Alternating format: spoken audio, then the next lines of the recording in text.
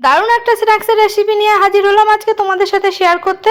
আর আজ যে স্ন্যাক্সের রেসিপিটা শেয়ার করব সেটা হলো পুরোপুরি ভেজ একটা স্ন্যাক্স, পনির পাসিন্দা। তো এই পনির পাসিন্দা বানানোর জন্য আমি এখানে 200 গ্রাম পনির নিয়ে নিয়েছি। পনিরগুলোকে ঠিক এই শেপে কেটে নিয়েছি, পাতলা পাতলা করে।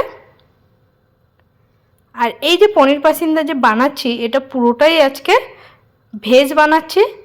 আর এখানে আমি নিয়ে নিয়েছি কাজু বাদাম। কাজু বাদামগুলোকে মিক্সিং জারে দিয়ে ভালো করে গুঁড়ো করে নেব।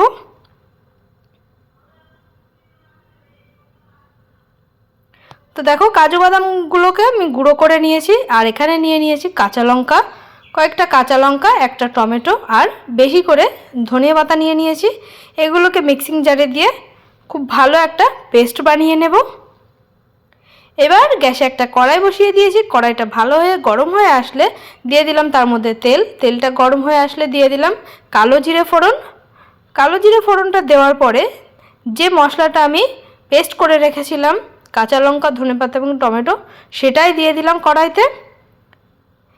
এই পেস্টটাকে খুব ভালো করে নেড়ে চেড়ে নিয়ে যে পেস্টটার ভেতরে যে জলটা ছিল সেই জলটাকে শুকিয়ে নিয়ে ধনেপাতার পেস্টটা আমি তুলে নিলাম। এবার এর মধ্যে আমি দিয়ে দিচ্ছি কাজু বাদাম বাটা আর কয়েক টুকরো পনির। পনিরটাকে পুরো হাত দিয়ে ম্যাশ করে নিয়েছি।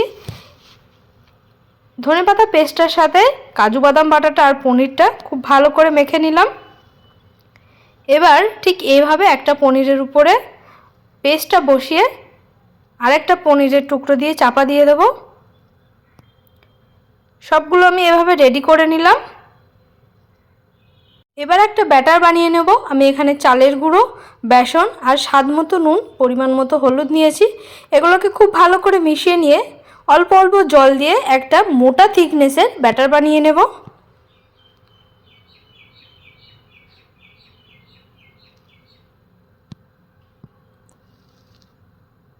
খুব ভালো করে ফেটিয়ে নিচ্ছি।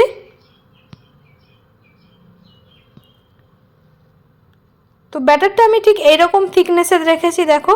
এবার এক একটা পনিরের কিউব দিয়ে ঠিক এভাবে ব্যাটারটাকে ভালো করে ডুবিয়ে নেব। কড়াইতে বসিয়ে দিয়েছি সাদা তেল। তেলটা খুব ভালো করে গরম হয়ে আসলে পনিরটাকে ব্যাটারের মধ্যে ভালো করে ডুবিয়ে নিয়ে গরম তেলের মধ্যে ছেড়ে দেব। এমতো অবস্থায় গ্যাসের ফ্লেমটা আমি লোতেই রেখেছি। পনিরগুলোকে বেশ খানিকক্ষণ ধরে এপিঠ ভাজা হয়ে গেলে আর এক পিঠ ভেজে নেব। আস্তে আস্তে পনিরগুলোকে লাল লাল করে ভেজে নেব। তো পনিরগুলো ভাজা হয়ে গেছে আর আমি একটা কেটে দেখালাম। ঠিক এরকম দেখতে হয়েছে আর খেতে কিন্তু দারুণ টেস্ট হয়েছিল। নিরামিষ বলে মনেই হচ্ছিল না। তো তোমরা বাড়িতে সন্ধ্যাবেলা অবশ্যই এই স্ন্যাক্সটা একবার ট্রাই করে দেখতে পারো। আশা করি দারুণ লাগবে। আর ভিডিওটি ভালো লাগলে একটা লাইক করে